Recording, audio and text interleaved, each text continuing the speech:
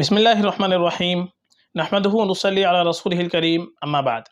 محترم ناظرین کرام، ایک صاحب ہیں مارش بشیر گونڈل،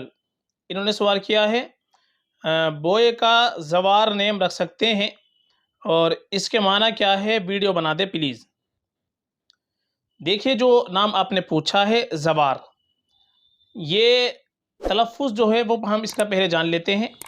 عام طور پر آپ دیکھیں گے گوگل پر زیادہ تر جن لوگوں نے نام رکھ رکھا ہے یا ویڈیو بنا رکھی ہے وہ زوار نام بتا رکھا ہے، لیکن تلفظ جو اس کا صحیح آتا ہے وہ آتا ہے عربی زبان کے اعتبار سے زوار، یعنی واو کے اوپر تشدید آئے گی، تو زوار میں واو کے اوپر تشدید آئے گی، اور زوار یہ مبالغے کا صیغہ آئے گا،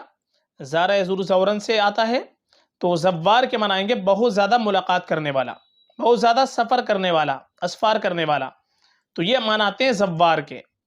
تو یہ نام اگر ہم رکھیں تو صحیح تلفظ کے ساتھ ہم یہ نام رکھیں زوار، یہ نام بالکل رکھ سکتے ہیں، معنی کے اعتبار سے یہ نام اچھا ہے، کوئی مسئلہ نہیں ہے، معنی کے اعتبار سے نام رکھا جا سکتا ہے۔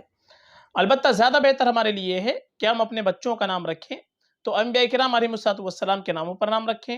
صحابہ رضی اللہ عنہم اجمعین کے ناموں پر نام رکھیں،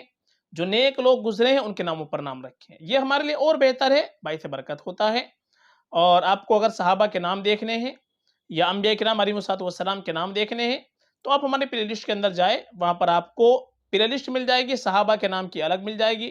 اور نئے نام دیکھنے اس کی پلے لسٹ الگ مل جائے گی، اور لیٹر کے اعتبار سے نام دیکھنے ان کی پلے لسٹ آپ کو الگ مل جائے گی۔ اور آپ اینڈ اسکرین میں بھی دیکھیں گے 2 ویڈیو آپ کو نظر آئے گی، اس میں لڑکوں لڑکیوں کی الگ الگ ویڈیو ہے، اے سے لے کر زیڈ تک۔ ایک ہی ویڈیو کے اندر ہم نے 150 نام بیان کیے ہیں، ایک میں لڑکے کے لیے اور ایک میں لڑکی کے لیے 150 نام ہیں، تو اس میں بھی آپ دیکھ سکتے ہیں، بڑے خوبصورت خوبصورت نام آپ کو مل جائیں گے۔ تو یہ زوار نام رکھا جا سکتا ہے، کوئی مسئلہ نہیں ہے،